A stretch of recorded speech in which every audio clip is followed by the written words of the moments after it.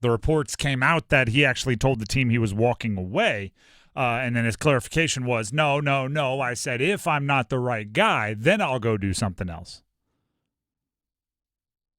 This is a tale as old as time is what this is. This is letting one mistake cause another one. Bad enough you lost 70-50 to James Madison. Speaking out of emotion, putting your foot in your mouth in a post-game locker room adds to the problem. That's one mistake breeding another. And it was interesting because yesterday we opened up the phone lines, right? It's Monday sound off. And I knew there was going to be some unhappy UNC fans. It's just, you give up 70 to a group of 5 school, comes with the territory. Going to be happy Panther fans, going to be upset UNC fans. We were going to figure it out. There was more calling for his job yesterday than I was anticipating. A lot of angry Tar Heel fans, especially when we had our Monday sound off. Yeah, a lot of aiming it at Mack and saying, it's time. It's time. They even hit him with the qualifiers, right? He seems like a nice guy, seems like a great person, seems like he really loves to coach.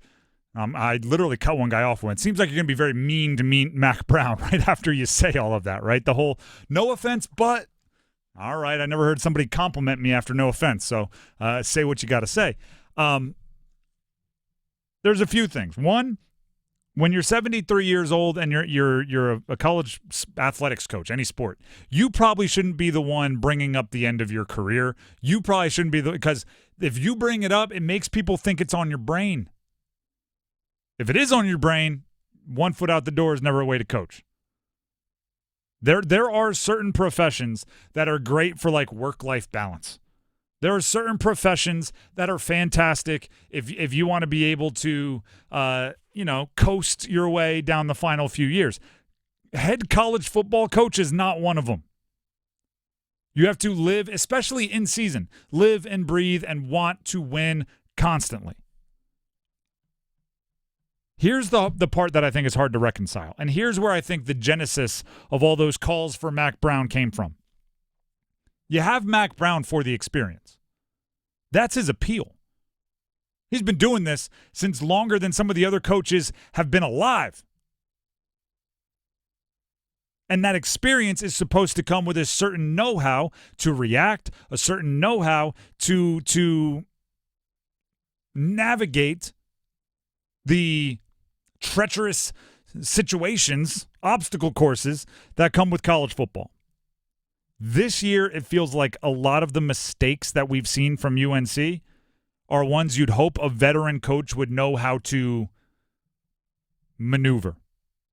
The QB shuffle, which is what I've called it, I don't think has been handled that well.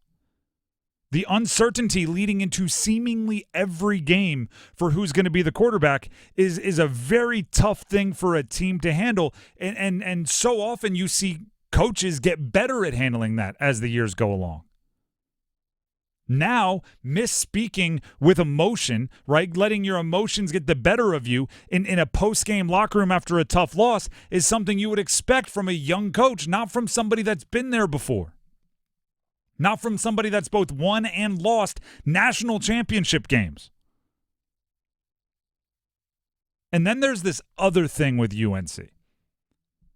And this, the North Carolina Tar Heel football program, I think always has had this underlying thing. Since Mack Brown, going back to recent coaches, the Larry Fedoras, I think of North Carolina, the Tar Heels, as a sleeping giant as far as cool factor.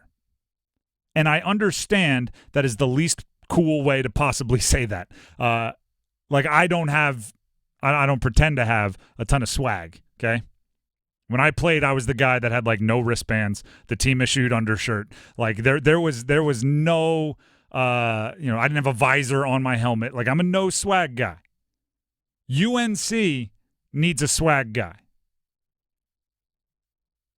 And it seems like that's just been untapped in the Tar Heel world, specifically football world, for a long time. They should be running a high-tempo offense. They should be putting up big stats. They should be recruiting flashy recruits, wide receivers, the quote-unquote divas that would be all over social media with their player-exclusive Jordan sneakers. They should be wearing the coolest gear in college sports. That what's the diamond pattern? The Argyle. That's really cool for a college football program. I mean, it's a staple of like UNC athletics, seeing the Argyle. It's Carolina blue, it's Jordan, it's something cool.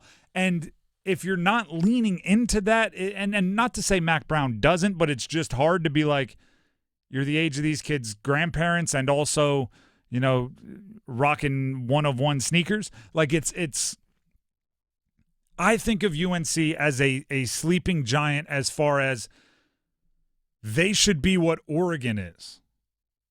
They should be what Maryland kind of used to be with Under Armour.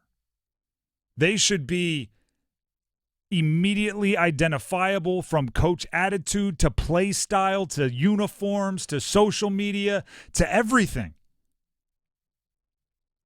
And you know, I've made this reference before, actually talking about how cool Julius Peppers was, but I went to elementary school in New Jersey, okay? I recall kids wearing Julius Peppers college jerseys to school. Like, it was like we had like Yankee jerseys, we had you know, Kerry Collins, Tiki Barber Giants jerseys. We had the Eagles stuff going on in South Jersey. And then we would just have Julius Peppers jerseys walking around. And it was just because he was that cool. The uniform was that cool. The colors were that cool. They matched the sneakers that they wanted to watch. And it just became a thing. And you don't really see that anymore. Ronald Curry was the same way. So some of like the, you know, we heard people say the game had passed Mack Brown by yesterday by a couple callers, and I'm looking at it going, I don't know. The guy was running a dual quarterback offense with Vince Young like 20 years ago.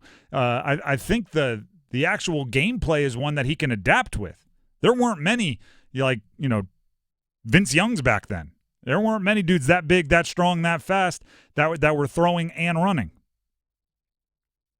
But I do think there's some untapped something with UNC, and it's I don't want to disrespect Miami here, but it may come across as a little disrespectful. Okay, UNC strikes me as the potential to be like a classier the U. Okay, does that make any sense? No, it makes sense. Like, just maybe not as in your face, brash, like lewd as like if you ever watched the U documentaries, the 30 for 30s, but it should be that cool. It should be that cool. And I don't know if I've ever seen a team look less cool than losing 70-50 to James Madison and then having their coach say, if I'm not the guy, I'm going to go do something else after the game. And I'm not like, he's not the guy. I don't think he is. But imagine Deion Sanders coaching North Carolina. Like I said, I don't think he's the right fit. But imagine he's after that 70-50 game. Like someone that brings that kind of swagger. He's not walking in and saying, if I'm not the guy. He's walking in and saying, we're going to find who's responsible for this. Or I hate to make this comparison because I know everyone's going to get mad. Dave Doran's walking in and saying, hey, every job on that defense is up for debate right now. We gave up 60 to Clemson. Nobody's job is safe. Mack Brown walked in and said, maybe my job isn't safe. And it's like, I don't know. There's something not adding up there. Losing 70-50 to James Madison is bad enough. Compounding that with additional errors is going to have your fan base upset. Rightfully so, it's going to have your fan base upset.